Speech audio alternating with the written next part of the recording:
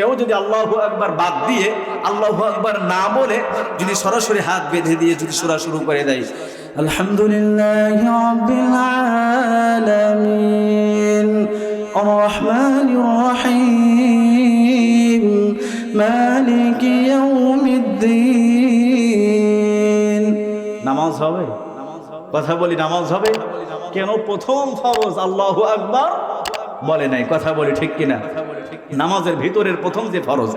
সম্মানিত ভাইয়েরা আমার, রাসূলুল্লাহ বললেন তুমি সর্বপ্রথম আল্লাহু আকবার বলে তাকবীর দিবা, এরপরে তুমি কোরআনুল কারীম থেকে তেলাওয়াত করবা।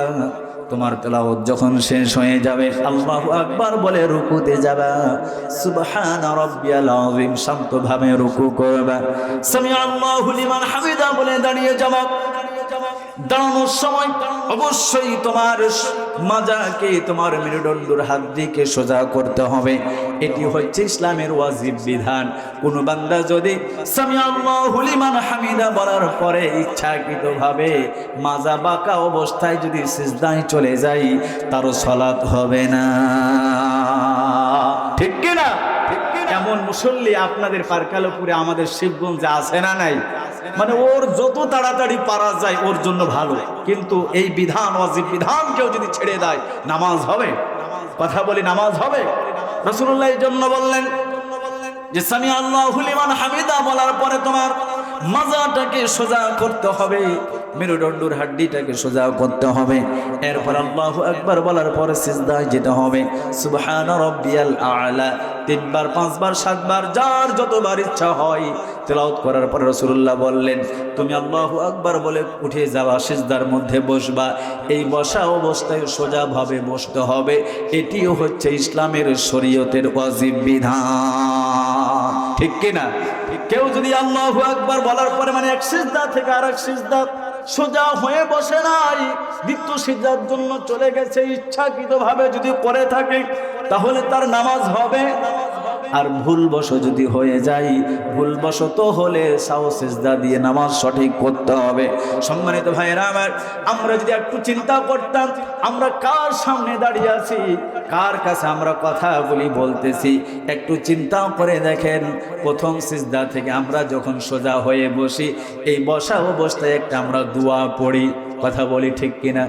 দোয়াটি হচ্ছে আল্লাহুম্মা গফিরলি ওয়ারহামনি ওয়াহদিনি ওয়াআফিনি ওয়ারযুকনি। এই দোয়ার অর্থ যদি বুঝতাম আমার ভাইরা, কোন বান্দা এত সহজে দ্বিতীয় সিজদার জন্য যেত না। হ্যাঁ যেত, তবে এই দোয়া পূর্ণাঙ্গ আদায় করার পরে যেত। এই দোয়ার মধ্যে বলে আল্লাহুম্মা গফিরলি, আল্লাহ আপনি আমাকে মাফ করে দেন। এই কথা কেন বলি?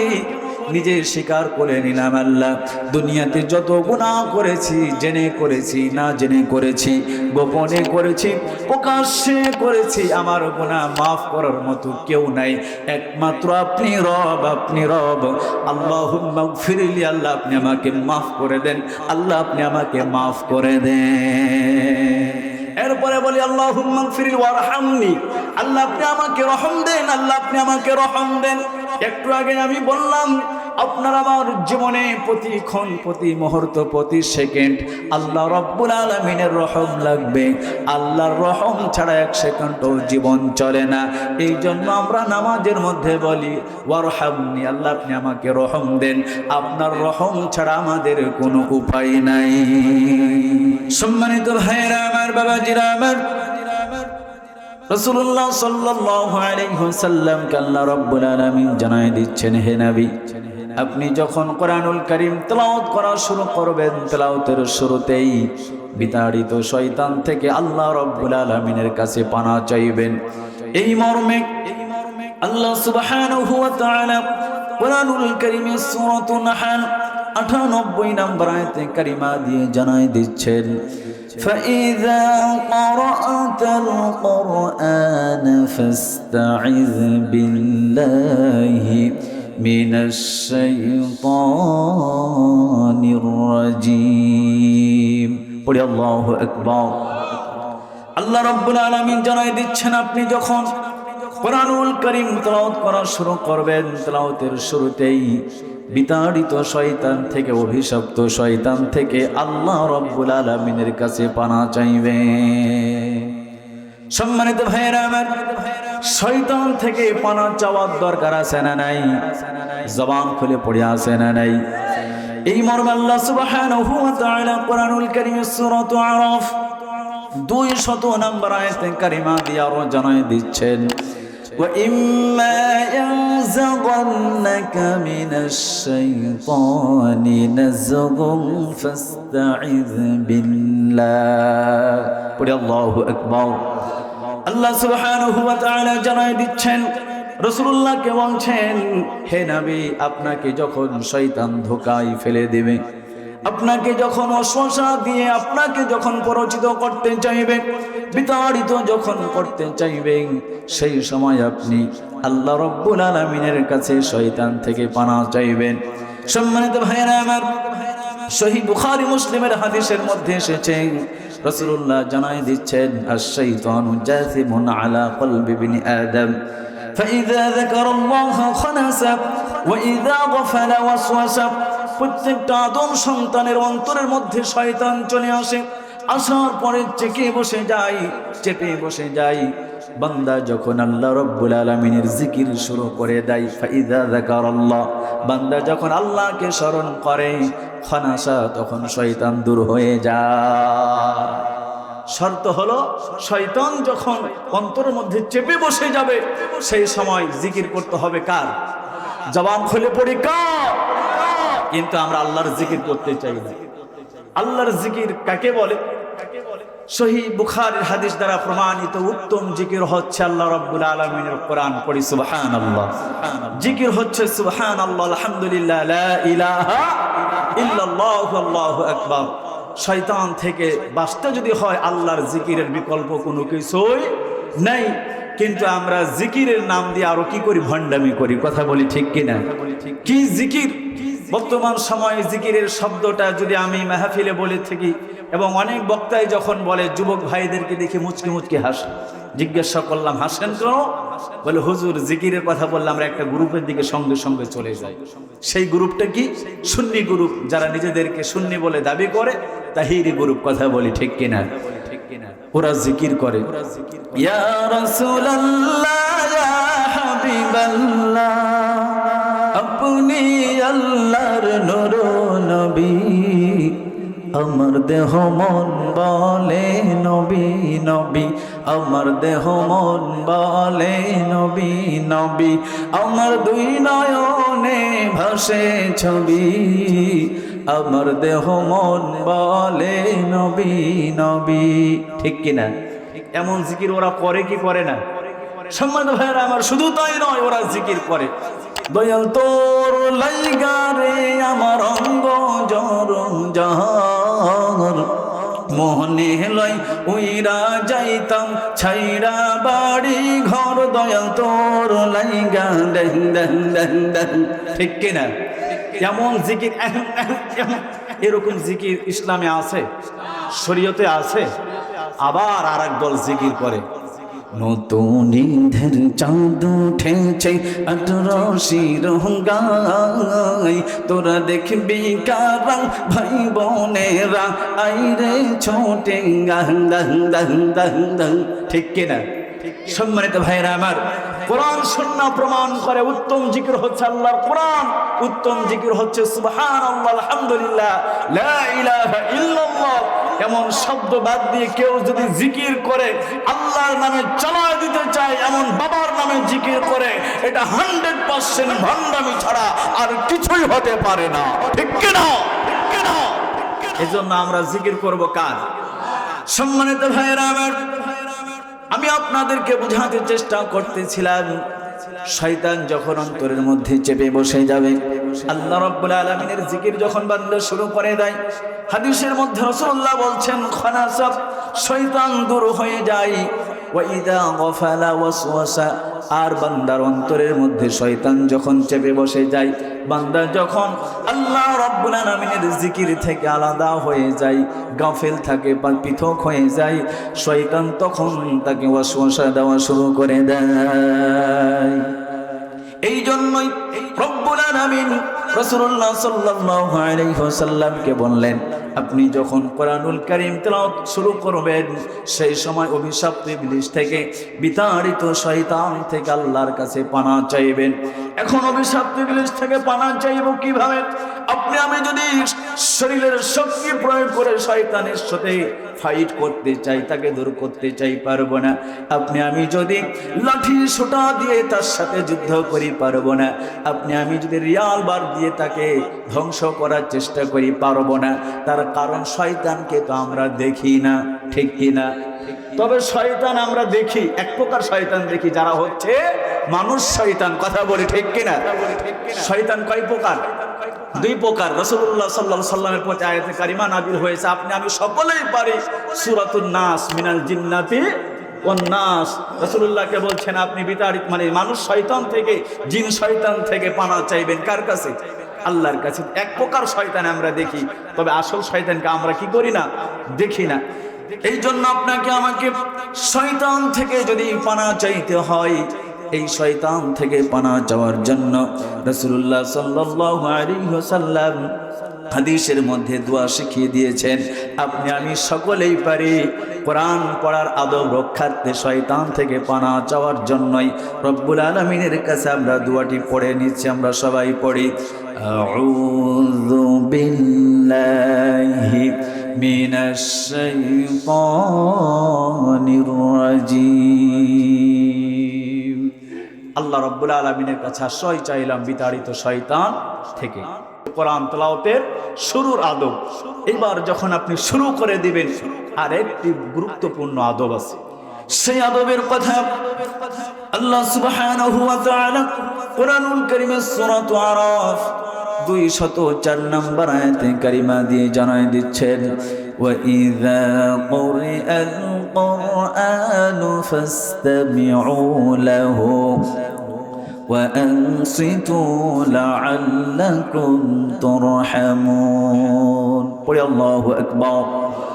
আল্লাহ রাব্বুল আলামিন জানাই দিচ্ছেন, যখন কোরআন তেলাওয়াত হবে, যখন কোরআনের তাফসীর হবে, যখন কোরআনের ব্যাখ্যা হবে, সেই সময় তোমরা চুপ করে মনোযোগের সাথে কোরআনুল কারীমকে তেলাওয়াত শুনবা। কোরআনুল কারীমের তেলাওয়াত চুপ করে মনোযোগের সাথে তোমরা যদি শুনতে পারো, লাআল্লাকুম তুরহামুন, সম্ভাব্য আশা করা যায় আল্লাহ রাব্বুল আলামিন তোমাদেরকে তার রহম দিবেন। পড়ি সুবহানাল্লাহ। আপনার আমার জীবনে আল্লাহ রাব্বুল আলামিনের রহমের দরকার আছে না নাই? কথা বলতে হবে, আছে না নাই? আপনার আমার জীবন প্রতিক্ষণ, প্রতি মুহূর্ত, প্রতি সেকেন্ড আল্লাহ রাব্বুল আলামিনের রহম লাগে। আল্লাহর রহম ছাড়া এক সেকেন্ড তো চলে না। তোমারই রহম ছাড়া বাঁচা বড় দায়, প্রতিদিনে প্রতিক্ষণে জড়িয়ে রাখো গো আমায়। পড়ি আমিন। কোরআনুল কারীমের আরেকটি আদব হচ্ছে, যখন কোরআনের তেলাওয়াত হবে, তাফসীর হবে, ব্যাখ্যা হবে, সেই সময় চুপ করে মনোযোগের সাথে কোরআন শুনতে হবে। তাহলে আমরা যতক্ষণ পর্যন্ত কোরআন থেকে আলোচনা হবে, চুপ করে মনোযোগের সাথে কোরআন শুনবো তো ইনশাআল্লাহ। কোরআন শোনার সময় ডানে বামে সামনে পিছনে, এমনকি চিড়িয়াখানার বানরের আদর্শ নিয়ে কুটকুট করে বাদাম খাও যাবে না। কথা বলি ঠিক কিনা? আপনাদের কাছে আমি আরো একবার আপনাদের মনোযোগের জন্য আমি কথাটি জানতে চাচ্ছি। যেহেতু আপনারা জানেন যে আমাদের বর্তমান বাংলাদেশে মাহফিলগুলি হয় শীত মৌসুমে বেশি। কথা বলি ঠিক কিনা? মাহফিলের মৌসুম অলরেডি শেষ হয়ে গেছে। আমরাও বয়ান করতে করতে ক্লান্ত। এই সিজনে আপনাদের দোয়া আল্লাহ পাকের খাস মেহেরবানি 115টি প্রোগ্রাম করলাম, কম না, অনেক প্রোগ্রাম। তো আজকে হচ্ছে আমার আপনাদের এখান থেকে এই মৌসুমের, এই সিজনের শেষ মাহফিল। হয়তো রেস্টে থাকবো আরো 5 মাস, আল্লাহ যদি কবুল করে আগামী অক্টোবর থেকে শুরু থেকে আরো শুরু হবে, অক্টোবরের শুরু থেকে আবারও শুরু হবে। তো আজকে আমার শেষ মাহফিল, আপনাদেরও শেষ মাহফিল, শুধু তাই নয়, হতে পারে জীবনের শেষ মাহফিলও হতে পারে। কথা বলি ঠিক কিনা? এই জন্য শেষ মাহফিল মনে করে মনোযোগের সাথে আমরা আলোচনা শুনবো তো ইনশাআল্লাহ, শুনবো তো ইনশাআল্লাহ। সম্মানিত ভাইয়েরা আমার, আসুন আপনাদের সম্মুখে আমি যে সূরা তেলাওয়াত করেছিলাম, সূরার নাম আমি বলেছিলাম, সূরাটির নাম হচ্ছে সূরাতুল মুমিনুন। এই সূরার আলোচনা শুরুতেই এই সূরার একটি বৈশিষ্ট্য আছে, গুণ আছে, সেই গুণের কথা বলেই আমি আমার আলোচনার মূল পয়েন্টের দিকেই যাব ইনশাআল্লাহ। এখন থেকে মূল পয়েন্ট শুরু হচ্ছে। সম্মানিত ভাইয়েরা আমার, হযরত ওমর রাদিয়াল্লাহু তাআলা আনহু তিনি জানাই দিচ্ছেন, রাসূলুল্লাহ সাল্লাল্লাহু আলাইহি ওয়াসাল্লামের কাছে যখন ওহী নাজিল হতো, কোরআনুল কারীমের আয়াতগুলি যখন নাজিল হতো, মৌমাছির নাই গুঞ্জন শোনা যেত। হযরত ওমর রাদিয়াল্লাহু তাআলা আনহু বলেন, একবার আমরা রাসূলুল্লাহর নিকট অবস্থান করলাম, রাসূলুল্লাহর পাশে থাকলাম, থাকার পরে দেখলাম রাসূলুল্লাহ দুই হাত উত্তোলন করে রব্বুল আলামিনের কাছে দোয়া করতেছেন, আল্লাহুম্মা জিদনা ওয়ালা তানকুসনা ওয়া আকরিমনা ওয়ালা তুহিননা ওয়া'তিনা ওয়ালা তাহরিমনা ওয়ানসিরনা ওয়ালা তু'সির আলাইনা ওয়ারদি আন্না ওয়ারদিনা। রাসূলুল্লাহ সাল্লাল্লাহু আলাইহি ওয়াসাল্লাম আল্লাহ রাব্বুল আলামিনের কাছে বলছেন, হায় আল্লাহ, আপনি আমাদেরকে অধিক দান করুন, আমাদের প্রতিদান আপনি কমাবেন না। ওয়া আকরিমনা ওয়ালা তুহিননা, আপনি আমাদেরকে সম্মানিত করুন, লাঞ্ছিত করবেন না। এরপর রাসূলুল্লাহ বলছেন, আপনি আমাদেরকে প্রতিদান দিন, আমাদের প্রতিদান কমাবেন না। আপনি আমাদেরকে ক্ষমতা দিন, আমাদের উপরে কাউকে আপনি ক্ষমতা দিবেন না। এই ক্ষমতা, এই পাওয়ার চেয়েছেন কার কাছে? জবান খুলে পড়ি, কার কাছে? রাসূলুল্লাহ স্বয়ং আল্লাহ রাব্বুল আলামিনের কাছে বলেছেন, আল্লাহ আপনি আমাদেরকে ক্ষমতা দিন, আমাদেরকে প্রাধান্য দিন, আমাদের উপরে কাউকে প্রাধান্য দিবেন না, ক্ষমতা দিবেন না। রাসূলুল্লাহ আল্লাহ রাব্বুল আলামিনের কাছে ক্ষমতা চেয়েছেন। আর আমরা বাংলাদেশের মানুষরা, আমরা যারা রাজনীতি করি, আমরা দুই জায়গায় ক্ষমতা চাই। একটা গ্রুপ ক্ষমতা চাই দাদা বাবুদের কাছে, আর একটা গ্রুপ ক্ষমতা চাই আমেরিকার কাছে। ঠিক কিনা? আমরা ক্ষমতা চাইবো কার কাছে? ক্ষমতা দেওয়ার মালিককে। আমি বেশি গভীরে যাচ্ছি না, আপনারা বুঝে নেবেন। জোর করে ক্ষমতা পাওয়া যায় না, ক্ষমতা দেওয়ার মালিক একমাত্র তিনি কে?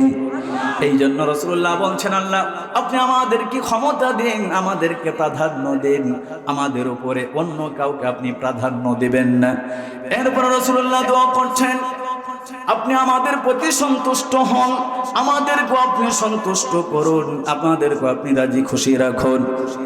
হযরত ওমর রাদিয়াল্লাহু তাআলা আনহু বলছেন, এই দোয়া রাসূলুল্লাহ করলেন। দোয়া শেষ করার পর রাসূলুল্লাহ সাহাবায়ে কেরামদেরকে বললেন, ওয়া মা সাহাবায়ে কেরাম, এইমাত্র আমি রাসূলুল্লাহর কাছে 10টি আয়াতে কারিমা নাজিল হয়েছে। যেই বান্দা এই 10টি আয়াত অনুযায়ী জীবন যাপন করবে, আমল করবে, সেই বান্দা জান্নাতে প্রবেশ করবে। পড়ি সুবহানাল্লাহ। এই সূরার একটি বৈশিষ্ট্য আমরা শুনলাম। দ্বিতীয় শুনুন, একবার উম্মুল মুমিনিন আম্মা জান হযরত আয়েশা সিদ্দিকা রাদিয়াল্লাহু তাআলা আনহার কাছে রাসূলুল্লাহ সাল্লাল্লাহু আলাইহি ওয়াসাল্লামের চরিত্র সম্পর্কে প্রশ্ন করা হলো। কানা খালকু রাসূলুল্লাহি সাল্লাল্লাহু আলাইহি ওয়াসাল্লাম আল কুরআন। উম্মুল মুমিনিন আম্মা জান হযরত আয়েশা সিদ্দিকা রাদিয়াল্লাহু তাআলা আনহার কাছে প্রশ্ন করা হলো, রাসূলুল্লাহর চরিত্র কেমন ছিল, রাসূলুল্লাহর স্বভাব চরিত্র কেমন ছিল? উম্মুল মুমিনিন আম্মা জান হযরত আয়েশা সিদ্দিকা রাদিয়াল্লাহু তাআলা আনহা তিনি বললেন, তোমরা কি কোনোদিন আল্লাহর কোরআন পড়ো নাই? রাসূলুল্লাহর চরিত্র ছিল এই পূর্ণাঙ্গ কোরআন। পড়ি সুবহানাল্লাহ।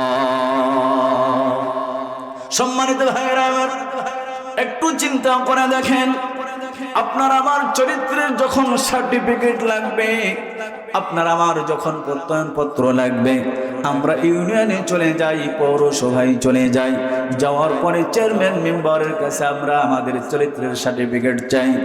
আমার চরিত্র যতই খারাপ হোক না কেন, আমার ভিতরে খুন খারাপি রাহাজানি, সুদ ঘুষ জেনা ব্যভিচার ইত্যাদি ইত্যাদি সব কিছু দিয়ে ভরপুর, এরপরেও যখন চেয়ারম্যানের কাছে বলি আমার চরিত্রের সার্টিফিকেট লাগবে, চেয়ারম্যান কোনো কিছুর আর বিচার করে না, ও সুন্দর করে লিখে দেয় আমার জানা মত এই ছেলেটির চরিত্র হচ্ছে উত্তম চরিত্র। কথা বলি ঠিক কিনা? কথা বলতে হবে ঠিক কিনা? আপনাদেরকে একটু বোঝানোর জন্য আমি বলতেছি, আমাদের চরিত্রের সার্টিফিকেট চেয়ারম্যান দেয়, মেম্বার দেয়, চরিত্র খারাপ হলেও ভালো সার্টিফিকেট দিয়ে দেয়। আমার ভাইরা একটু চিন্তা করে দেখেন, একটা সময় এমন গেছে রাসূলুল্লাহ সাল্লাল্লাহু আলাইহি ওয়াসাল্লামকে কাফিররা, মক্কার যত কাফির ছিল রাসূলুল্লাহকে উম্মাদ বলে, পাগল বলে গালমন্দ শুরু করেছে, রাসূলুল্লাহকে কষ্টর পর কষ্ট দেওয়া শুরু করেছে। আল্লাহ পাক রাসূলুল্লাহকে সান্ত্বনা দেওয়ার জন্যই সূরাতুল কালামের আয়াতগুলি নাজিল করে আল্লাহ পাক জানায় দিচ্ছেন, মা আনতা বিনি'মাতি রাব্বিকা বিমাজনুন ওয়া ইন্না লাকা লাআজরান গায়রা মামনুন ওয়া ইন্নাকা লাআলা খুলুকিন আযীম। পড়ি আল্লাহু আকবার। আল্লাহ রাব্বুল আলামিন বলছেন, হে নবী, আপনি আপনার রবের অনুগ্রহে, আপনি আপনার রবের কাছে উম্মাদ নন, পাগল নন। আপনার প্রতিদান আল্লাহ রাব্বুল আলামিনের কাছে আছে। আপনার প্রতিদান শেষ হবার নয়, অগণিত প্রতিদান। ওয়া ইন্নাকা লাআলা খুলুকিন আযীম, নিশ্চয় আপনি সুমহান চরিত্রের অধিকারী। পড়ি সুবহানাল্লাহ। সম্মানিত ভাইরা আমার, এই আয়াতে কারিমা থেকে প্রমাণ হয় রাসূলুল্লাহ সাল্লাল্লাহু আলাইহি ওয়াসাল্লামের চরিত্র ছিল পূর্ণাঙ্গ আল কোরআন। এই কথাই উম্মুল মুমিনিন আম্মা জান হযরত আয়েশা সিদ্দিকা রাদিয়াল্লাহু তাআলা আনহা তিনি বললেন, বলার পরে বললেন, তোমরা কি কোরআনুল কারীমের সূরাতুল মুমিনুন পড়ো নাই? সূরা মুমিনের মধ্যে যেই চরিত্রের কথা এসেছে এগুলোই ছিল রাসূলুল্লাহর চরিত্র। পড়ি সুবহানাল্লাহ। আল্লাহ রাব্বুল আলামিন এই মর্মেই জানায় দিচ্ছেন, قد أفلح المؤمنون, নিঃসন্দেহে অবশ্যই সফল কাম হয়েছে মুমিনগণ। আমার ভাইয়েরা, আপনাদের কাছে আমি যদি প্রশ্ন করতে চাই যে আপনাদের পারকালপুরের মধ্যে সফলকে, আপনারা নিশ্চয় উত্তর দিবেন যার টাকা আছে, পয়সা আছে, গাড়ি আছে, বাড়ি আছে, ক্ষমতা আছে, সেই সবচেয়ে বড় সফল। কথা বলি ঠিক কিনা? আমরা তার কথাই তো বলবো, কিন্তু সে প্রকৃত সফল নয়। প্রকৃত সফল হলো যারা মুমিন বান্দা। এখন মুমিনদের গুণগুলো কি আমার ভাইয়ের আল্লাহ পাক একটা একটা করে বর্ণনা করছেন। তবে এই আয়াতে কারিমা তাফসীর আপনাদেরকে আমি শোনাই, মজা পাবেন। আমি কদ আফলাহাল মুমিনুন এই আয়াতে কারিমা তাফসীর পড়তে গিয়ে ইবনে কাসিরের মধ্যে আমি পেয়েছি, আল্লামা ইবনে কাসির রাহমাতুল্লাহ আলাইহি তিনি চমৎকার করে এই আয়াতে কারিমা তাফসীর করতে গিয়ে অনেকগুলি হাদিস এনেছেন। হযরত আবু সাঈদ খুদরি রাদিয়াল্লাহু তাআলা আনহু বর্ণনা করছেন, রাসূলুল্লাহ সাল্লাল্লাহু আলাইহি ওয়াসাল্লাম জানায় দিলেন, আল্লাহ রাব্বুল আলামিন স্বর্ণের একটি ইট দ্বারা, রূপার ইট দ্বারা জান্নাত সৃষ্টি করলেন। জান্নাতের মধ্যে বৃক্ষরাজি সৃষ্টি করলেন। সৃষ্টি করার পর আল্লাহ রাব্বুল আলামিন জান্নাতকে বললেন, জান্নাত তুমি কথা বলো। জান্নাত থেকে উত্তর চলে আসলো, قد أفلح المؤمنون, নিঃসন্দেহে অবশ্যই সফল কাম হয়েছে মুমিনকে বললেন, জান্নাত তুমি কথা বলো। জান্নাত থেকে সঙ্গে সঙ্গে উত্তর চলে আসলো, قد أفلح المؤمنون, অবশ্যই নিঃসন্দেহে সফল কাম হয়েছে মুমিনগণ। সম্মানিত ভাইরা আমার, এই আয়াতে কারিমা তাফসীর অনেক হাদিস এসেছে। রাসূলুল্লাহ সাল্লাল্লাহু আলাইহি ওয়াসাল্লামের খাদেম হযরত আনাস রাদিয়াল্লাহু তাআলা আনহু তিনি জানায় দিচ্ছেন, আল্লাহ রাসূল সাল্লাল্লাহু আলাইহি ওয়াসাল্লাম বর্ণনা করছেন, আল্লাহ রাব্বুল আলামিন বড় সাদা একটি মুক্তা পাথর, লাল ইয়াকুত সবুজ জাবারজাদের পাথর দ্বারা জান্নাত সৃষ্টি করলেন। জান্নাত সৃষ্টি করার পরে জান্নাতের মধ্যে বৃক্ষরাজি সৃষ্টি করলেন। সৃষ্টি করার পর আল্লাহ পাক বললেন, জান্নাত তুমি কোথায় বলো। আমার ভাইরা, পূর্বের হাদিসের নাই, এই হাদিসের মধ্যে রাসূলুল্লাহ বলছেন, আল্লাহ রাব্বুল আলামিন যখন জান্নাতকে বললেন, জান্নাত তুমি কোথায় বলো, জান্নাত থেকে সঙ্গে সঙ্গে উত্তর চলে আসলো, কদ আফলাহাল মুমিনুন। এই উত্তর যখন চলে এসেছে, আল্লাহ রাব্বুল আলামিন সঙ্গে সঙ্গে বলছেন, আমার ইজ্জতের কসম, আমার ক্ষমতার কসম রে জান্নাত, তোমার মধ্যে কোনো বখিল প্রবেশ করবে না, তোমার মধ্যে কোনো কৃপণ প্রবেশ করবে না। এই মর্মে রাসূলুল্লাহ সাল্লাল্লাহু আলাইহি ওয়াসাল্লাম সূরাতুল হাসর 9 নম্বর আয়াতে কারিমার শেষ অংশ তেলাওয়াত করে শোনায় দিচ্ছেন, وَمَن يُوقَ شُحَّ نَفْسِهِ فَأُولَئِكَ هُمُ الْمُفْلِحُونَ। পড়ি আল্লাহু আকবার। আল্লাহ রাব্বুল আলামিন জানাই দিচ্ছেন, যে ব্যক্তি প্রবৃত্তির কৃপণতা থেকে নিজেকে রক্ষা করতে পেরেছে, প্রবৃত্তির বখিলতা থেকে যেই বান্দা নিজেকে রক্ষা করতে পেরেছে, ফাউলাইকা হুমুল মুফলিহুন, তারাই সফল কাম হয়েছে। পড়ি সুবহানাল্লাহ। সম্মানিত ভাইয়েরা আমার, তাহলে বোঝা গেল সফল কি? আল্লাহ রাব্বুল আলামিন বলছেন, কদ আফলাহাল মুমিনুন, নিঃসন্দেহে অবশ্যই সফল কাম হয়েছে মুমিনগণ। এখন মুমিনদের গুণগুলি কি একটা একটা করে আল্লাহ পাক বর্ণনা করছেন। 1 নম্বর মুমিনের গুণ আল্লাহ পাক বলছেন, আল্লাযীনা হুম ফি সালাতিহিম খাশিউন। আল্লাহ পাক বলছেন, যারা নিজেদের নামাজে বিনয়ী, বিনম্র, ভদ্র। এটি হচ্ছে আয়াতে কারিমার তরজমা। মুমিনদের গুণের কথা আল্লাহ পাক বলছেন। এই আয়াতে কারিমা কেন নাজিল হলো? ঐতিহাসিক প্রেক্ষাপট, শানে নজুল, আরবিতে যাকে বলা হয় শানে নজুল। এই আয়াতে কারিমা কেন নাজিল হলো? হযরত আবু হুরায়রা রাদিয়াল্লাহু তাআলা আনহু তিনি জানায় দিচ্ছেন, রাসূলুল্লাহ যখন ইসলামের প্রাথমিক যুগে নামাজ পড়তেন, নামাজ পড়ার সময় আল্লাহু আকবার বলার পর মাঝে মধ্যে আসমানের দিকে মাথা উত্তোলন করতেন। আল্লাহ পাক নাজিল করলেন, আল্লাযীনা হুম ফি সালাতিহিম খাশিউন। আয়াত নাজিল হওয়ার পরে রাসূলুল্লাহ আর আসমানের দিকে মাথা উত্তোলন করে নাই। আরেকটি শানে নজুল এসেছে, সাহাবায়ে কেরাম রাদিয়াল্লাহু তাআলা আনহুম আজমাইন, তারা যখন নামাজ কায়েম করতেন, নামাজ আদায় করতেন, সালাত আদায় করতেন, সালাত আদায়ের সময় ডানে বামে, সামনে পিছনে, এমনকি ছোট বাচ্চার মতো আচরণ করতেন। আল্লাহ রাব্বুল আলামিন তাদেরকে স্থির রাখার জন্যই আয়াতে কারিমা নাজিল করে জানায় দিচ্ছেন, আল্লাযীনা হুম ফি সালাতিহিম খাশিউন। পড়ে আল্লাহু আকবার। আয়াতে কারিমা যখন নাজিল হলো, এরপরে আর সাহাবায়ে কেরাম ডানে বামে সামনে পিছনে এমন আচরণ করেন না। ইসলামের প্রাথমিক যুগে নামাজের মধ্যে যদি থুথু এসেছে, সেই থুথু ফেলা জায়েজ ছিল, নামাজের মধ্যে কথা বলা জায়েজ ছিল, এখন আর জায়েজ নাই। সম্মানিত ভাইরা আমার, আয়াতে কারিমার মধ্যে খাশিউন শব্দের ব্যবহার হয়েছে। এই খাশিউনের ব্যাখ্যায় রুইসুল মুফাসসিরিন ইবনে আব্বাস রাদিয়াল্লাহু তাআলা আনহু তিনি তাফসীর করেছেন, আল খুশু অর্থ হচ্ছে অন্তর থেকে একাগ্রতা সৃষ্টি করা। কার জন্য? কথা বলি কার জন্য? আপনি আমি যখন নামাজে দাঁড়াবো, নামাজে দাঁড়ানোর সময় বিনীত হওয়া, নম্র হওয়া, ভদ্র হওয়া, এই আইন, এই বিধান দিয়েছেন তিনি কে? সম্মানিত ভাইরা আমার, আল্লাযীনা হুম ফি সালাতিহিম খাশিউন, এই আয়াতকে সামনে রেখে আমি যদি কোরআন কথা বলি, কোরআন বিশুন্নাহ কথা বলি, একটি পয়েন্টের উপর আলোচনা শেষ হয়ে যাবে, তাও আলোচনা শেষ করা যাবে না। সম্মানিত ভাইরা আমার, আল্লাহ রাব্বুল আলামিন আপনাকে আমাকে নামাজের সময় একাগ্রতার সাথে নামাজ আদায় করার জন্য, বিনীত হওয়ার জন্য বলেছেন। এই মর্মে কোরআনুল কারীমের সূরাতুল বাকারা 238 নম্বর আয়াতে কারিমার শেষ অংশ আল্লাহ পাক জানায় দিচ্ছেন, ওয়া কুমু লিল্লাহি কানিতিন। পড়ি আল্লাহু আকবার। আল্লাহ রাব্বুল আলামিন জানায় দিচ্ছেন, তোমরা যখন আল্লাহর সামনে দাঁড়াবে, আল্লাহ আল্লাহর জন্যই যখন দাঁড়াবা, বিনীতভাবে, বিনম্রভাবে, ভদ্রভাবে দাঁড়াবা।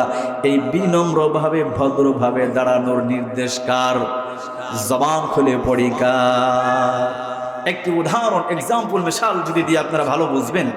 কোন রাজা, কোন বাদশাহ, কোন প্রধানমন্ত্রী যদি আপনাকে আমাকে দাওয়াত দেয়, দাওয়াত বাড়িতে গিয়ে সেই রাজার সামনে, সেই বাদশার সামনে আমি কি ছোট বাচ্চার মতো আচরণ করব না নিজের যে উত্তম ব্যবহার, 100 যে ব্যবহার, এই ব্যবহারটা আমি প্রয়োগ করব, নিজের উত্তম ব্যবহারটাই প্রয়োগ করব। তার কারণ রাজাকে খুশি করতে পারলেই পুরস্কার আছে না নাই?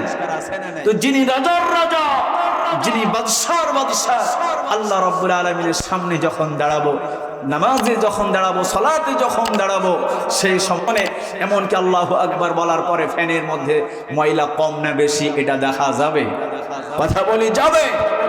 সম্মানিত ভাইয়েরা আমার, এই মর্মে আল্লাহ রাব্বুল আলামিন কোরআনুল কারীমের সূরা আল ইমরান 43 নম্বর আয়াতে কারিমা দিয়ে আরো জানাই দিচ্ছেন, ইয়া মারইয়ামু কুনুতি লিরাব্বিকি ওয়াসজুদি ওয়ারকাই মা'আর রাকিঈন। পড়ি আল্লাহু আকবার। আল্লাহ রাব্বুল আলামিন হযরত মারইয়ামের কথা বলছেন, হে মারইয়াম, তুমি তোমার রবের জন্য বিনীত হও, তুমি তোমার রবের জন্য বিনীত হও, সিজদা করো, রুকু করো, রুকুকারীদের সাথে।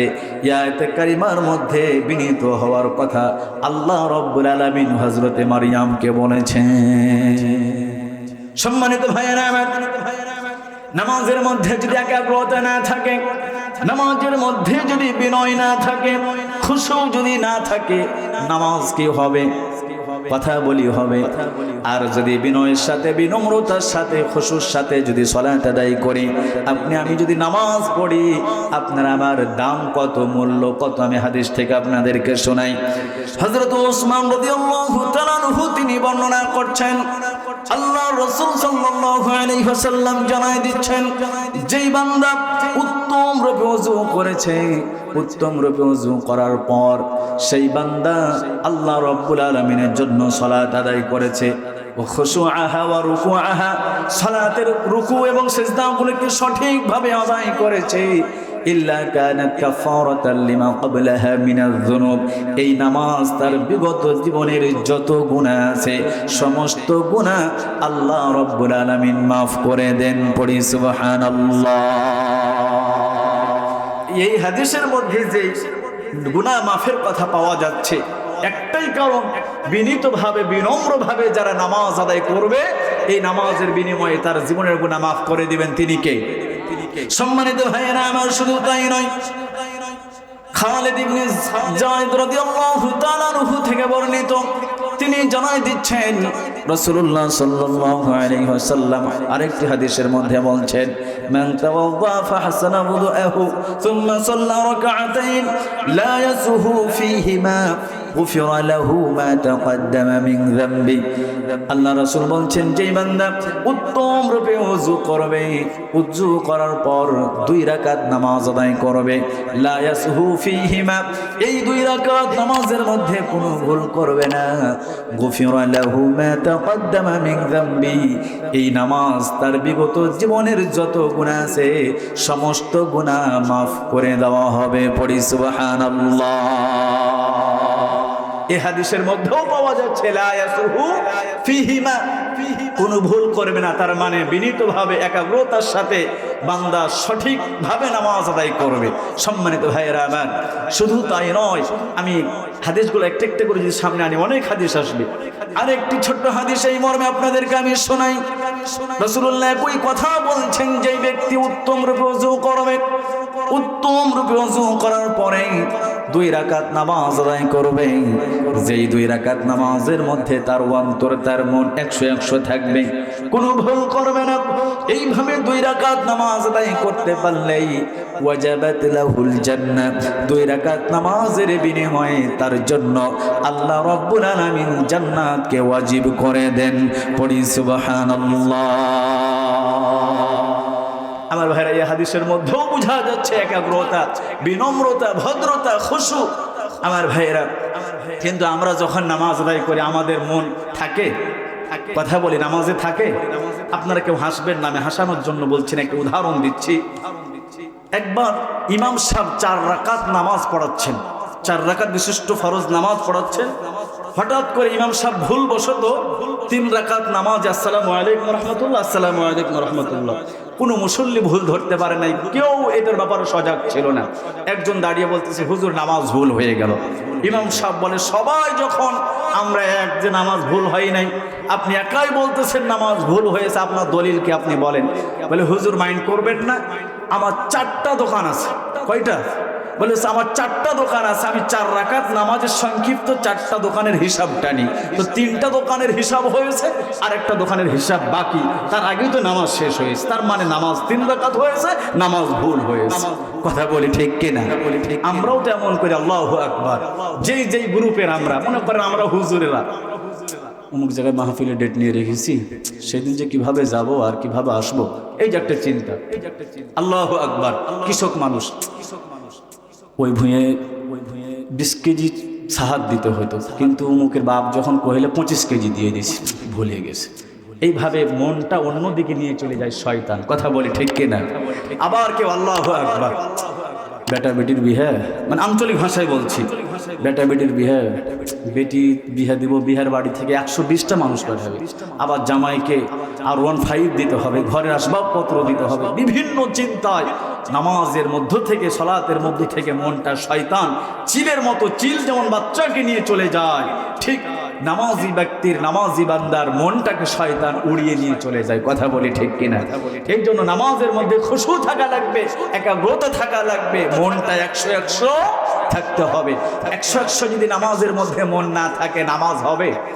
সম্মানিত ভাইয়েরা, সহিহ বুখারীর হাদিস থেকে আপনাদেরকে আমি একটি ঘটনা শোনাই। রাসূলুল্লাহ সাল্লাল্লাহু আলাইহি ওয়াসাল্লাম মসজিদের মধ্যে তাশরীফ আনলেন, আর একজন বান্দা সঙ্গে সঙ্গে চলে আসলো। 2 রাকাত সালাত আদায় করলেন, নামাজ আদায় করলেন। নামাজ আদায় করার পরে রাসূলুল্লাহকে বললেন, আসসালামু আলাইকুম ওয়া রাহমাতুল্লাহ। রাসূলুল্লাহ সালামের জবাব দিলেন। জবাব দেওয়ার পরে রাসূলুল্লাহ বললেন, যাও তুমি তোমার সালাত আদায় করো, তুমি তোমার নামাজ পড়ো, তুমি তোমার নামাজ পড়ো নাই, তোমার নামাজ হয় নাই। সেই ব্যক্তি চলে গেল। আবার আল্লাহু আকবার বলার পরে সালাত আদায় করলেন, নামাজ পড়লেন। নামাজ পড়ার পর আবার রাসূলুল্লাহর কাছে চলে আসলেন। আসার পরে বললেন, আসসালামু আলাইকুম ওয়া রাহমাতুল্লাহ। রাসূলুল্লাহ সালামের জবাব দিলেন, আবারও বললেন, যাও। নবী হিসাবে পাঠিয়েছেন, সে আল্লাহর কসম কেটে বলতেছি, ফাআল্লিমনি, এর চাইতে সুন্দর করে সালাত নামাজ পড়তে আমি জানি না, আপনি আমাকে নামাজ শিখাইয়ে দিন। সম্মানিত ভাইরা আমার, রাসূলুল্লাহকে যখন নামাজ শিখাই দিন, এই প্রশ্ন ওই ব্যক্তি করলেন, ওই সাহাবী করলেন। রাসূলুল্লাহ বললেন, শোনো, তুমি সর্বপ্রথম তাকবীর দিবা আল্লাহু আকবার। নামাজের মধ্যে আমরা যে প্রথম তাকবীর দিই, এই তাকবীরের বিধান ওয়াজিব না ফরজ? কথা বলি, ওয়াজিব না ফরজ? ফরজ। কেউ যদি আল্লাহু আকবার বাদ দিয়ে, আল্লাহু আকবার না বলে, যদি সরাসরি হাত বেঁধে দিয়ে যদি সূরা শুরু করে দেয়, আলহামদুলিল্লাহি রাব্বিল আলামিন আর রহমানির রহিম মালিকি ইয়াউমিদ্দিন, নামাজ হবে? কথা বলি, নামাজ হবে? কেন প্রথম ফরজ আল্লাহু আকবার বলে নাই? কথা বলি ঠিক কিনা? নামাজের ভিতরের প্রথম যে ফরজ। সম্মানিত ভাইয়েরা আমার, রাসূলুল্লাহ বললেন, তুমি সর্বপ্রথম আল্লাহু আকবার বলে তাকবীর দিবা, এরপরে তুমি কোরআনুল কারীম থেকে তেলাওয়াত করবা। তোমার তেলাওয়াত যখন শেষ হয়ে যাবে, আল্লাহু আকবার বলে রুকুতে যাবা, সুবহানা রাব্বিয়াল আযীম শান্তভাবে রুকু করবা, সামিআল্লাহু লিমান হামিদা বলে দাঁড়িয়ে যাবা। দাঁড়ানোর সময় অবশ্যই তোমার মাজাকে, তোমার মেরুদণ্ডের হাত দিকে সোজা করতে হবে। এটি হচ্ছে ইসলামের ওয়াজিব বিধান। কোন বান্দা যদি সামিআল্লাহু লিমান হামিদা বলার পরে ইচ্ছাকৃতভাবে মাজা বাঁকা অবস্থায় যদি সিজদায় চলে যায়, তার সালাত হবে না। ঠিক কি না? এমন মুসল্লি আপনাদের পারকালপুরে, আমাদের শিবগঞ্জে আছে না নাই? মানে ওর যত তাড়াতাড়ি পারা যায় ওর জন্য ভালো, কিন্তু এই বিধান, ওয়াজিব বিধান কেউ যদি ছেড়ে দেয়, নামাজ হবে? কথা বলি, নামাজ হবে? রাসূলুল্লাহ এই জন্য বললেন যে সামি আল্লাহু লিমান হামিদা বলার পরে তোমার মাজাটাকে সোজা করতে হবে, মেরুদণ্ডের হাড্ডিটাকে সোজা করতে হবে। এরপর আল্লাহু আকবার বলার পরে সিজদায় যেতে হবে। সুবহান রাব্বিয়াল আ'লা 3 বার 5 বার 7 বার যার যতবার ইচ্ছা হয় তেলাওয়াত করার পরে রাসূলুল্লাহ বললেন তুমি আল্লাহু আকবার বলে উঠে যাওয়া সিজদার মধ্যে বসবা। এই বসা অবস্থায় সোজাভাবে বসতে হবে। এটিও হচ্ছে ইসলামের শরীয়তের ওয়াজিব বিধান, ঠিক কি না? কেউ যদি আল্লাহু আকবার বলার পরে মানে এক সিজদা থেকে আরেক সিজদা সোজা হয়ে বসে নাই, দ্বিতীয় সিজদার জন্য চলে গেছে, ইচ্ছাকৃতভাবে যদি করে থাকে তাহলে তার নামাজ হবে। আর ভুলবশ যদি হয়ে যায়, ভুলবশত হলে সাও সিজদা দিয়ে নামাজ সঠিক করতে হবে। সম্মানিত ভাইয়েরা আমার, আমরা যদি একটু চিন্তা করতাম আমরা কার সামনে দাঁড়িয়ে আছি, কার কাছে আমরা কথা বলতেছি, একটু চিন্তা করে দেখেন। প্রথম সিজদা থেকে আমরা যখন সোজা হয়ে বসি, এই বসা অবস্থায় একটা আমরা দোয়া পড়ি, কথা বলি ঠিক কিনা? দোয়াটি হচ্ছে আল্লাহুম্মা গফিরলি ওয়ারহামনি ওয়াহদিনি ওয়াআফিনি ওয়ারযুকনি। এই দোয়ার অর্থ যদি বুঝতাম আমার ভাইরা, কোন বান্দা এত সহজে দ্বিতীয় সিজদার জন্য যেত না। হ্যাঁ যেত, তবে এই দোয়া পূর্ণাঙ্গ আদায় করার পরে যেত। এই দোয়ার মধ্যে বলে আল্লাহুম্মা গফিরলি, আল্লাহ আপনি আমাকে মাফ করে দেন। এই কথা কেন বলি?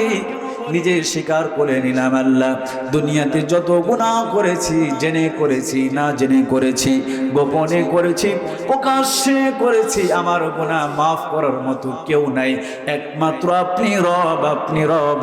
আল্লাহুম্মা গফিরলি, আল্লাহ আপনি আমাকে মাফ করে দেন, আল্লাহ আপনি আমাকে মাফ করে দেন। এরপরে বলি আল্লাহুম্মা গফিরলি ওয়ারহামনি, আল্লাহ আপনি আমাকে রহম দেন, আল্লাহ আপনি আমাকে রহম দেন। একটু আগে আমি বললাম আপনার আমার জীবনে প্রতিক্ষণ, প্রতি মুহূর্ত, প্রতি সেকেন্ড আল্লাহ রাব্বুল আলামিনের রহম লাগবে। আল্লাহর রহম ছাড়া এক সেকেন্ডও জীবন চলে না। এই জন্য আমরা নামাজের মধ্যে বলি ওয়ারহামনি, আল্লাহ আপনি আমাকে রহম দেন, আপনার রহম ছাড়া আমাদের কোনো উপায় নাই। এরপরে বলি ওয়াহদিনি, আল্লাহ আপনি আমাকে হেদায়েত দেন।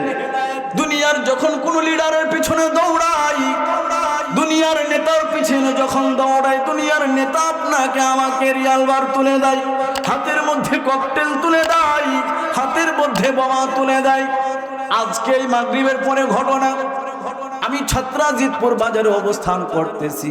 ছত্রাজপুর ফিল্ডের মধ্যে হঠাৎ করে ছত্রাজিতপুর গোরস্থান মসজিদের সামনে মিন্টু মিয়া নাম বলে, ওর বাড়ির মধ্যে কে বা কারা 2-4টা ছেলে পিলে এসে টপ টপ করে 10টা বোমা ফুটায় দিল। এটা তো ও করে না, অবশ্যই ওর অন্য কোন শয়তানি লিডার তাকে পাঠিয়েছে, ঠিক কিনা? তাই দুনিয়ার কোন লিডারের পিছনে যখন দৌড়াই, দুনিয়ার নেতার পিছনে যখন দৌড়াই, দুনিয়ার নেতা আমাকে ককটেল তুলে দেয়, বম তুলে দেয়, আমাকে কেউ সঠিক পথ দেখাই না।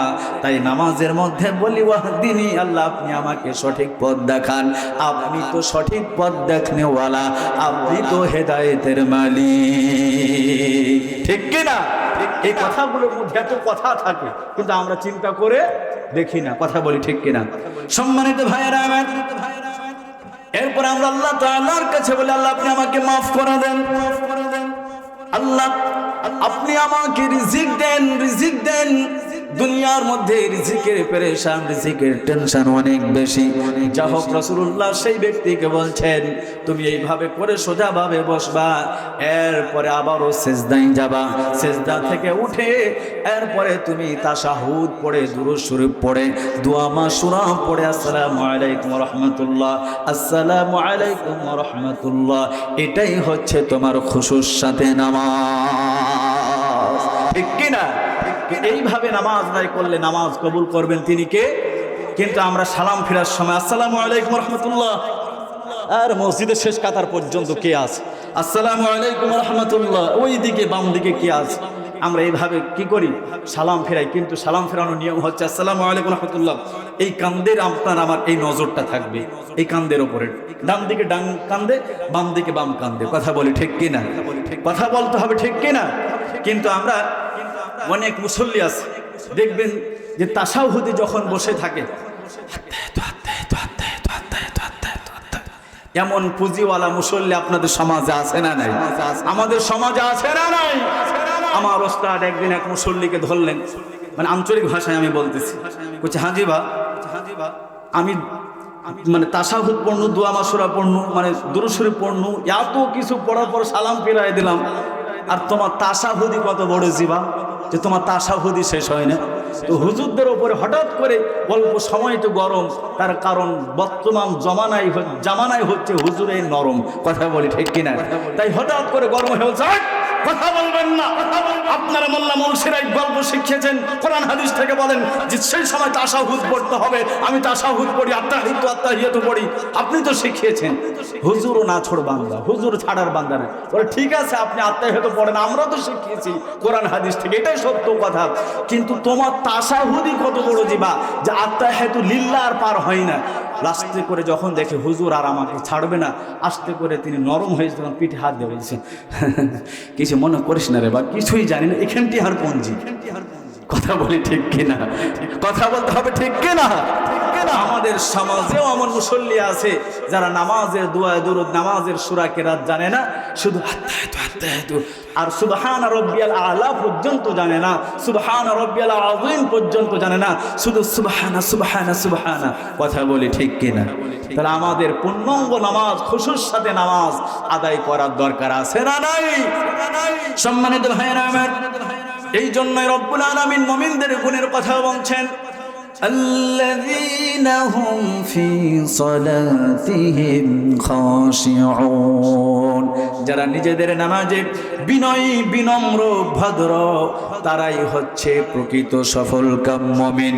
পড়ি সুবহানাল্লাহ, আওয়াজ দিয়ে পড়ি সুবহানাল্লাহ। আমল আমার আপন, কবর আমার ঘাটি, ওই কবরে যেতে হবে, থাকবে না কেউ সাথী। থাকতে হবে নিরালাই, একা একা বস্তালাই, চতুর্দিকে পড়ে রবে মাটি। আমল আমার আপন, কবর আমার ঘাটি, ওই কবরে যেতে হবে, থাকবে না কেউ সাথী। কথা বলি ঠিক কিনা? নামাজের মধ্যে, আমলের মধ্যে সর্বোত্তম আমল হচ্ছে, উত্তম কাজ হচ্ছে, ইমানের পরেই প্রথম দায়িত্ব হচ্ছে সালাত, নামাজ। এই নামাজকে সুন্দরভাবে, খুশুর সাথে, বিনম্রভাবে, ভদ্রভাবে আদায় করার দরকার আছে না নাই? তাহলে মুমিনদের এই গুণ আমরা অর্জন করব তো ইনশাআল্লাহ।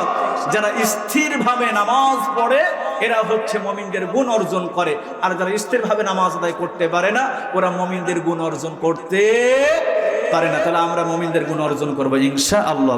তো এই সূরার মধ্যে মুমিনদের গুণ একটা একটা করে 7টা গুণ আছে। আমি একটা বললাম, আরো 6টা আছে। তো আমার তো সময় আরো 6 ঘন্টা লাগবে, তো আগামী 6 বছরের জন্য থাক ইনশাআল্লাহ। তো আজকে আপনাদের কাছে আমি সময় চেয়েছিলাম 1 ঘন্টা, 1 ঘন্টা হয়ে গেছে। এখন দোয়া দিয়ে দিই ইনশাআল্লাহ। না, গভীর রাত হয়ে গেছে, গভীর রাত হয়ে গেছে, ফজরের নামাজ আদায় করবেন তো ইনশাআল্লাহ, পড়বেন তো ইনশাআল্লাহ। শুধু 5 মিনিটের মধ্যে আপনাদের মাঝে আর একটি মেসেজ দিতে চাই। নির্যাতন, নিপীড়ন করে এখান থেকে, বাংলাদেশ থেকে আমাকে আঘাত লাগবে, এটি হচ্ছে সত্য কথা। কথা বলে ঠিক কিনা? জি ইনশাআল্লাহ। সম্মানিত ভাইরা আমার, আপনারা একটু খেয়াল করে শুনবেন। আপনারা সকলে জানেন, আপনারা আমার প্রথম কিবলা, মুসলমানদের প্রথম কিবলা বাইতুল মুকাদ্দাস। কথা বলে ঠিক কিনা? মসজিদুল আকসা, যেই মসজিদের ভূমিকে আল্লাহ রাব্বুল আলামিন পবিত্র ভূমি বলেছেন, যেই মসজিদের আশপাশকে আল্লাহ পাক বরকতময় করেছেন, যেই মসজিদের আশেপাশে বর্ণনা মতে 70,000 নবী, 70 জন নবীর সেখানে মাকবারা রয়েছে, কবর রয়েছে, অসংখ্য অগণিত নবী রাসূল সেখানে শুয়ে আছেন। এই মসজিদে আকসাকে, মসজিদুল বাইতুল মুকাদ্দাসকে ইসরাইলি হাইনাগুলি তারা দখল নিতে চায়। এই দখল নেওয়ার জন্য তারা মুসলমানদেরকে নির্যাতন, নিপীড়ন করে। বিগত বছরগুলিতে আমরা দেখেছি, যখন রমাদান মাস চলেছে, তারা যখন সালাতুল তারাবির নামাজ আদায় করেছে, নামাজের মধ্যে তাদেরকে গুলি করে ইসরাইলি হাইনাগুলি হত্যা করেছে। কথা বলি ঠিক কিনা? আজকে ক্ষমতার লোভে রাষ্ট্রকে তারা নিজের করে নেওয়ার জন্য সেখানে তাদের আমার ভাইরা তাদের ইবাদত খানা বানানোর জন্য মুসলমানদের মসজিদকে তারা কেড়ে নিতে চাই, বাইতুল মুকাদ্দাসের আশপাশকে তারা বিরানভূমি বানিয়ে দিয়েছে। আর এই বানানোটা তারা এমনিতেই পারে নাই। তারা আমার ভাইরা বর্তমান সময়ের লাল কুত্তা, বর্তমান সময়ের সবচাইতে জাহান্নামের বড় কীট আমার ভাইরা ডোনাল্ড ট্রাম্পের সাহসে তারা এমন করেছে। কথা বলি ঠিক কিনা? তাদের ইতিহাস আমরা ভুলে যাই নাই। তারা উড়ে এসে জুড়ে বসেছে, তাদেরকে কেউ আশ্রয় দেয় নাই। ফিলিস্তিনি মুসলমানেরা তাদের প্রতি আপনার অনুভূতি দেখিয়ে, তাদের প্রতি স্নেহ দেখিয়ে তাদেরকে একটা প্রান্তে একটা জায়গায় বসবাস করতে সুযোগ দিলেন। সেখান থেকে তারা রাষ্ট্র গড়ে তুললো। সেখান থেকে তারা বিভিন্নভাবে অস্ত্রের দিকে তারা বিভিন্নভাবে শক্তিশালী হয়ে মুসলমানদেরকে তারা নির্যাতন নিপীড়ন করা শুরু করেছে।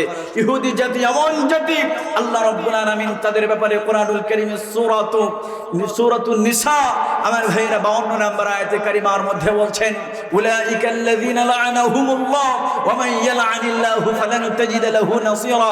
তারা অভিশপ্ত, আল্লাহ পাক তাদেরকে অভিশাপ দিয়েছেন। আর আল্লাহ যাদেরকে অভিশাপ দেন তাদের কোনো সাহায্যকারী দুনিয়াতেও নাই, পরকালেও নাই। কথা বলে ঠিক কিনা?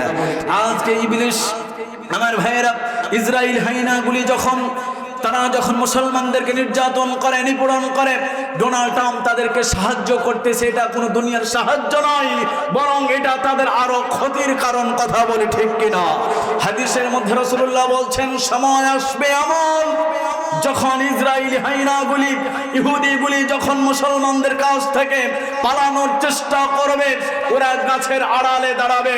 গাছের জবান আল্লাহ পাক খুলে দিবেন, গাছ বলে দিবে, আমার আড়ালে ইহুদি লুকায় আছে, ধরো ওরে জবাই করো। ওরা যখন কোনো পাথরের আড়ালে দাঁড়াবে, পাথর বলে দিবে, আমার আড়ালে ইহুদি দাঁড়িয়ে আছে, ওরে ধরো, ওরে জবাই করো।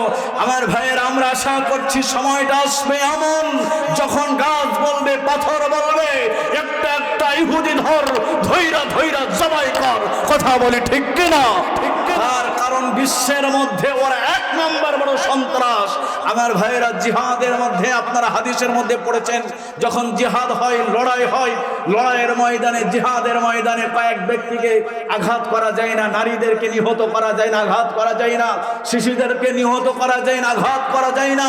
কিন্তু ইসরায়েল হাইনাগুলি মুসলমানদের উপরে, ফিলিস্তিনি মুসলমানদের উপরে নির্যাতন নিপীড়ন করে, বোমার পর বোমা ফেলে দিয়ে শিশু সহ, মা বোন সহ অসংখ্য অগণিত যোদ্ধাদেরকে তারা হত্যা করেছে, শহীদ করে দিয়েছে। কথা বলে ঠিক কিনা? আমার ভাষায় বলি, ও কাপুরুষ, তোমাদের যদি এত শক্তি বৃদ্ধি হয়ে থাকে, অস্ত্র বেশি থাকে, তোমাদের যদি বিশ্বের সবচাইতে সুরক্ষিত আয়রন ডোম তোমার যদি থেকে থাকে, তোমরা যখন হামাসের সাথে যুদ্ধ করে পারতেছো না, আর যখন কোনো কিছু পারো না, কাপুরুষের মতো মুসলমান নারীদেরকে হত্যা করো, মুসলমান শিশুদেরকে হত্যা করো। তোমরা যদি এতই বেশি শক্তিশালী হয়ে থাকো, হামাস যোদ্ধাদেরকে নিহত করে দেখাও। ঠিক কিনা? তাই আপনাকে আমাকে সকলকে সতর্ক হতে হবে, হুঁশিয়ার হতে হবে, এখান থেকে আওয়াজ তুলতে হবে। আল্লাহ রাব্বুল আলামিন সারা বিশ্বের জন্য একটাই নিয়ম করেছেন, আল্লাহর আসমানের নিচে, আল্লাহর জমিনের উপরে তার বান্দা বান্দিগণ অবাধে চলাফেরা করবে, কোনো রাষ্ট্রও থাকবে না। কিন্তু যারা এই নিয়ম বানিয়েছে, আজকে পাসপোর্টের নিয়ম বানিয়েছে, ভিসার নিয়ম বানিয়েছে, ওয়াল্লাহি আল্লাহর কসম কেটে বলতে পারে, আমি যতটুকু কোরআন হাদিস পড়েছি, আল্লাহ দরবারে তাদেরকে কাঠগড়ায় দাঁড়াতে হবে। কথা বলি ঠিক কিনা? তাই সময় আসবে এমন মুসলমানদেরকে হেফাজত করার জন্য, আমার ভাইয়েরা, তারা কাটা যে তার থাকবে, যে বেড়া থাকবে, বেড়াকে ভেদ করে দিয়ে মুসলমানদেরকে যুক্ত করার জন্য, মুসলমানদেরকে মুক্ত করার জন্য, মুসলমানদের পাশে দাঁড়ানোর জন্য আপনাকে আমাকে মর্দে মুজাহিদদের মতো জিহাদের ময়দানে সশরীরে দাঁড়াতে হবে। কারা কারা রাজি আছেন? আল্লাহকে দুহাত তুলে দেখিয়ে দেন। আপনারা রাজি আছেন ইনশাআল্লাহ? সম্মানিত ভাইরা আমার, আজকে আমরা ইসরায়েলি যেই বর্বরতা চলতেছে তাদের বিরুদ্ধে আমরা সংগ্রাম করছি, কিন্তু তার চাইতে বড় আমাদের কপাল খারাপ হয়ে যাচ্ছে সেই বিষয়টি হচ্ছে, আপনার আমার পার্শ্ববর্তী দেশ, দাদা বাবুদের দেশে, ইন্ডিয়াতে ভারতে মুসলমানদের উপরে নির্যাতন নিপীড়ন শুরু হয়েছে। মুসলমানদের মসজিদকে তারা বুলডোজার দিয়ে ভেঙে দিচ্ছে, এমনকি মসজিদের ঢুকে তারা প্রসাব পায়খানা পর্যন্ত করছে। পড়ি নাউযুবিল্লাহ, পড়ি নাউযুবিল্লাহ। তাই এমন জঘন্য কাজ যারা করতেছে, মুসলমানদেরকে যারা নির্যাতন নিপীড়ন করে হত্যা করতেছে, আমরা তাদেরকে জানাই দিতে চাই। আজকেও এখানে গোয়েন্দা সংস্থার কেউ থাকতে পারেন, তাদের মাধ্যমে জানাই দিতে চাই, বিশ্বে যত মুসলমানদেরকে নির্যাতন নিপীড়ন করা হচ্ছে অনতিবিলম্বেই বন্ধ করতে হবে। আর যদি বন্ধ না হয়, মুসলমানেরা যদি এক হয়ে যায়, মুসলমান যদি লিল্লাহি তাকবীর আল্লাহু আকবারের স্লোগান দিয়ে যদি মাঠে ময়দানে অবতীর্ণ হয়, মুসলমানদের কাছে কোনো বস্ত্র টিকতে পারবে না। তার কারণ হযরত আলী রাদিয়াল্লাহু তাআলা আনহু আল্লাহু আকবার বলে খেজুরের ডাল দিয়ে হত্যা করেছেন। সেই আলীর উত্তরসূরি হচ্ছে আমরা। কথা বলি ঠিক কিনা? ঠিক কিনা? এই জন্য আমরা সর্বসময় সর্ব অবস্থায় প্রস্তুত থাকবো ইনশাআল্লাহ, থাকবো ইনশাআল্লাহ। সম্মানিত ভাইরা আমার, আমরা এখন আর দোয়া করতে চাই না, আমরা এখন জিহাদের জন্য প্রস্তুতি নিব ইনশাআল্লাহ। দোয়া দিয়েই যদি সব হতো, রাসূলুল্লাহ সাল্লাল্লাহু আলাইহি ওয়াসাল্লাম সশরীরে 27টা যুদ্ধের ময়দানে সেনাপতির প্রধান দায়িত্ব পালন করতেন না। কথা বলি ঠিক কিনা? মুসলমানেরা যুদ্ধ করে কখন? মুসলমানদের পিঠ যখন দেয়ালে ঠেকে যায়, আর যখন কোনো পথ থাকে না নিজের অধিকারকে আদায় করার জন্য, তখন মাঠে ময়দানে অবতীর্ণ হতে হয়। আমরা অবতীর্ণ হতে হব তো ইনশাআল্লাহ, হব তো ইনশাআল্লাহ। তাই আল্লাহর কাছে দোয়া করি, আল্লাহ আমাদের অপারগতা, আমাদের গুনাহগুলি ক্ষমা করে দিয়ে, যেইভাবে করে আপনি সেই সময় আবাবিল পাখি পাঠিয়ে, ইতিহাস আপনারা জানেন শুনেছেন, যে সময় আবরাহার বাদশাহ কাবা ঘরকে ধ্বংস করার জন্য হস্তি বাহিনী নিয়ে তিনি রওনা হয়েছেন, সেই সময় কাবা ঘরের মুতাল্লি ছিলেন, সভাপতি ছিলেন আব্দুল মুতাল্লিব। আব্দুল মুতাল্লিবের কিছু উট আমার ভাইয়ের আবরাহা কি করেছিল? জব্দ করেছিল। তখন আব্দুল মুতাল্লিব বলল, শোনো, আমার উট আমাকে ফেরত দিয়ে দাও, তখন তুমি তোমার বাইতুল্লাহর উপরে তুমি আক্রমণ করবা, তুমি করতে যাও। আবরাহা তিনি তখন হতাশ হয়ে গেলেন। ব্যাপার কি?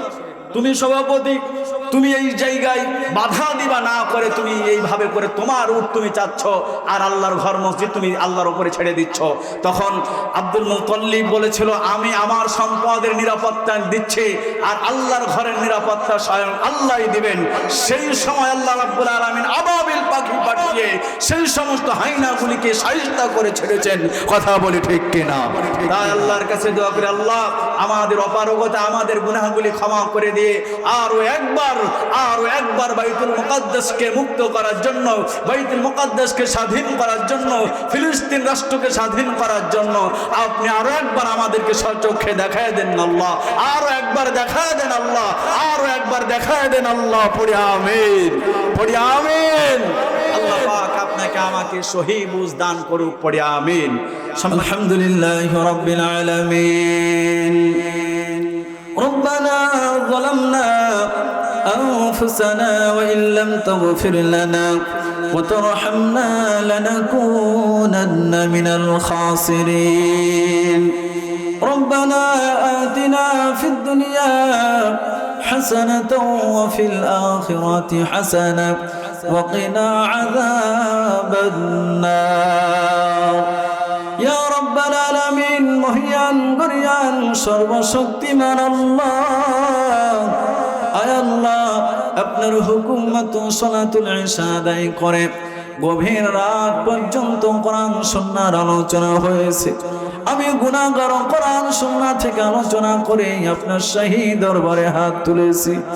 আয় আল্লাহ আমি গুনাহগারের সঙ্গে হাফেজে কোরআন, আলেমে দ্বীন, মুরব্বিয়ানে কেরাম, আপনার ঘর বাইতুল্লাহর খাস মেহমান হাজী সাহেব রয়েছেন গো আল্লাহ, আমার সঙ্গে সম্মানিত মা বোনেরা হাত তুলেছেন। আল্লাহ দয়া করে মায়া করে আপনি আমাদের সকলকে মাফ করে দিন ইয়া রাব্বাল আলামিন। বাবা আদম আলাইহিস সালাতু ওয়াস সালাম থেকে আজ পর্যন্ত যত মুমিন মুমিনাত, নর নারী, মুসলিম মুসলিমাত অন্ধকার কবরে চলে গেছেন, আয় আল্লাহ সকলকে আপনি মাফ করে দিন। আয় আল্লাহ খুশুসুল খাস করে পারকালপুর কেন্দ্রীয় গোরস্থানে যারা শুয়ে আছে, আল্লাহ আমরা যারা হাত তুললাম আমাদের অনেকেরই পিতা মাতা দাদা দাদি নানা নানি অনেকেরই আত্মীয় স্বজন এই কেন্দ্র গোরস্থানে শুয়ে আছেন। আল্লাহ যেই দিন তাদেরকে কবরস্থ করা হয়েছিল প্রশ্ন হয়েছে মার রাব্বুকুম মান দীনুকুম মা হাযার রাজুল, প্রশ্নের জবাব দিতে পেরেছে কিনা জানি না, যদি পেরে থাকে ভালো, আর যদি না পেরে থাকে আপনার রহমান রহিম গফফার নামের ওসিলা করে আল্লাহ তাদেরকে আপনি মাফ করে দিন। আল্লাহ তাদের কবরকে আপনি রিয়াজুল জান্নাহ বানায় দিন। চোখের দৃষ্টির শেষ সীমা পর্যন্ত কবরকে আপনি প্রশস্ত করে দিন। আল্লাহ আপনার অনেক বান্দা এই মাহফিলে হাত তুলেছেন, মাহফিল শেষে বাসা বাড়িতে গিয়ে জনম দুঃখিনী মাকে যখন মা বলে ডাক দিবে, জনম দুঃখিনী মা সন্তানের জন্য গেট খুলে দিবে, দরজা খুলে দিবে, কিন্তু আপনার অনেক বান্দা বাড়ির গেটে গিয়ে যখন মা মা মা বলে যখন ডাক দিবে সঙ্গে সঙ্গে স্মরণ হয়ে যায় জনম দুঃখিনী মা তো আমার অন্ধকার কবরের বাড়িতে। আল্লাহ সেই জনম দুঃখিনী মা যার অন্ধকার কবরের বাড়িতে, আল্লাহ সেই জনম দুঃখিনী মাকে আপনি মাফ করে দিন। আল্লাহ বাবাও তো সন্তানের জন্য কম কষ্ট করেন নাই, মাথার ঘাম পায়ে ফেলে রোদের মধ্যে পুড়ে পুড়ে শীতের মধ্যে কনকনে শীতের মধ্যে কাজ করে করে রুজি রোজগার করে সন্তানকে আদর স্নেহ মায়া মমতা দিয়ে বড় করেছেন। সেই বাবাও যার অন্ধকার কবরে, আল্লাহ সেই বাবাকেও আপনি মাফ করে দিন। আল্লাহ আমরা যারা হাত তুলেছি আমাদের পিতা মাতা, যাদের পিতা মাতা বেঁচে আছেন, আল্লাহ পিতা মাতার হায়াতের মধ্যে বারাকা নাজিল করে দিন। আল্লাহ তাদেরকে ইসলামের পথে কবুল আর মঞ্জুর করে নিন ইয়া রাব্বাল আলামিন। এই নুরানি মাদ্রাসার জন্য আমার শ্রদ্ধাভাজন বাবাজি মাওলানা আনজারুল ইসলাম সাহেবের হাতে থেকে শুরু করে নিয়ে আমার হাত পর্যন্ত আপনার যত বান্দা বান্দিগণ 1000 2000 100 200 এমনকি এক বস্তা দুই বস্তা করে যারাই দানের মধ্যে শরীক হয়েছেন, আল্লাহ সকলের দানকে আপনি কবুল আর মঞ্জুর করে নিন। আল্লাহ যে উদ্দেশ্যে দান করেছেন সেই উদ্দেশ্যকে আপনি কবুল আর মঞ্জুর করে নিন। আল্লাহু আলিমুম বিযাতিস সুদূর, আপনি তো সকলের অন্তর্যামী। আল্লাহ তাদের দানকে কবুল আর মঞ্জুর করে নিন, আরো বেশি বেশি নেক আমল করার তৌফিক দান করে দিন। আল্লাহ পত্র এলাকার মধ্যে যত ব্যক্তি অসুস্থ রয়েছে, আল্লাহ সমস্ত অসুস্থ ব্যক্তিকে শেফায়ে কামিলা আজলা নসিব করে দিন। আল্লাহ আপনার কাছে আমারও দরখাস্ত করি, আমি গুনাহগার আপনার দরবারে হাত তুলেছি। আল্লাহ জেনে গুনাহ করেছি না জেনে করেছি, গোপনে করেছি প্রকাশ্যে করেছি, গুনাহের কারণে সাকরাতুল মাউতের কষ্ট সহ্য করতে পারবো না গো আল্লাহ, গুনাহের কারণে কবরের আযাব সহ্য করতে পারবো না, গুনাহের কারণে কিয়ামতের ময়দানে ওয়ামতাজুল ইয়াউমা আইয়ুহাল মুজরিমুন, অপরাধীরা আলাদা হয়ে যাও বলে ডাক দিয়েন না গো আল্লাহ, গুনাহের কারণে জাহান্নামের আগুনে পুড়তে পারবো না গো আল্লাহ। আপনি তো জাহান্নামের ভয়াবহতা তুলে ধরে বলেছেন নারুল্লাহিল মুকাদা, আবার বলেছেন লা ইয়ামুতু ফিহা ওয়ালা ইয়াহইয়া। আল্লাহ জাহান্নামের আগুনের মধ্যে কেউ মাসবেও না মরবেও না। আল্লাহ জাহান্নামের আগুন সহ্য করার মতো একটা সেকেন্ডও শক্তি আমাদের নাই গো আল্লাহ। আল্লাহ দয়া করে মায়া করে দুনিয়ার গুনাহ আপনি দুনিয়ায় মাফ করে দেন, দুনিয়ার গুনাহের কারণে জাহান্নামে পড়তে পারবো না গো আল্লাহ। আল্লাহ আপনি তো আমাদেরকে নিজ কুদরতি হাতে বানাইছেন, আল্লাহ আপনি আমাদেরকে জাহান্নামে কেমনে ফেলে দিবেন গো আল্লাহ। আদর করিয়া মাওলা মানুষ বানাইয়া তোমার দরজায় রইলাম পড়িয়া। আয় আল্লাহ আপনি তো মানুষকে আদর করে বানাইছেন, জাহান্নামে কেমনে ফেলে দিবেন গো আল্লাহ। আয় আল্লাহ দুনিয়ার গুনাহগুলি দুনিয়াতে আপনি মাফ করে দিন। আল্লাহ আপনার কাছে আত্মসমর্পণ করতেছি। আপনার হাবিব বলেছেন ইন্নাল আবদা ইযা আতারাফা সুম্মা তাবা তাবাল্লাহু আলাইহি যেই বান্দা দুনিয়াতে গুনাহ স্বীকার করে নাই, তওবা করে, তার তওবা কবুল করেন। আল্লাহ দুনিয়ার সমস্ত গুনাহ স্বীকার করে নিচ্ছি, আপনি রব্বুল কারীমের কাছে তওবা করছি, আল্লাহ আপনি আমাদেরকে মাফ করে দিন। আজকের মাহফিলকে কবুল আর মঞ্জুর করে নিন। আজকের মাহফিলের সম্মানিত সভাপতি সেক্রেটারি, আল্লাহ মাদ্রাসার সভাপতি সেক্রেটারি সকল সদস্যকে আপনি কবুল আর মঞ্জুর করে নিন। আল্লাহ আমার সঙ্গে গভীর রাত পর্যন্ত অত্র এলাকার রহিমা ফাতেমা সম্মানিতা মা বোনেরা হাত তুলেছেন, আল্লাহ মা বোনদেরকে জান্নাতি মা হিসেবে কবুল আর মঞ্জুর করে নিন। আল্লাহ তাদের অন্তরের মধ্যে আপনি রব্বে কারীমের ভয় জাগ্রত করে দিন। মা বোনদেরকে 5 ওয়াক্ত নামাজ আদায় করা, রমাদানে রোজা রাখা, স্বামীর খেদমত করা, পর্দা পুশিদা করার তৌফিক দান করে দিন। আল্লাহ আজকের মাহফিলকে আপনি কবুল আর মঞ্জুর করে নিন। আল্লাহ যা কিছু চাইলাম আর যা কিছু চাইতে পারলাম না, আমাদের জীবনের জন্য যা কিছু প্রয়োজন, ওয়ালিল্লাহি খাযাইনুস সামাওয়াতি ওয়াল আরদ, আপনার গায়বী খাজনা থেকে আপনি পুরা করে দিন। আল্লাহ আজকে মাহফিলকে আপনি কবুল আর মঞ্জুর করে নিন। রব্বিরহামহুমা কামা রাব্বায়ানি সগীরা, اللهم رب ارحمهما كما ربياني صغيرا، ربنا تقبل منا إنك أنت السميع العليم وتب علينا إنك أنت التواب الرحيم। আল্লাহ বিশ্বের মুসলমানদেরকে যেভাবে নির্যাতন নিপীড়ন করা হচ্ছে, আল্লাহ বিশ্বের মুসলমানদের সর্বোচ্চ অভিভাবক আপনি হয়ে যান গো আল্লাহ। আল্লাহ আমাদের অপারগতা, আমাদের গুনাহগুলি আপনি ক্ষমা করে দিন, আমাদের সর্বোচ্চ অভিভাবক আপনি হয়ে যান গো আল্লাহ। আল্লাহ আপনাকে আমরা অভিভাবক হিসাবে, রব হিসাবে স্বীকৃতি দিচ্ছি। আল্লাহ আপনি আমাদেরকে আপনার খাঁটি বান্দা হিসাবে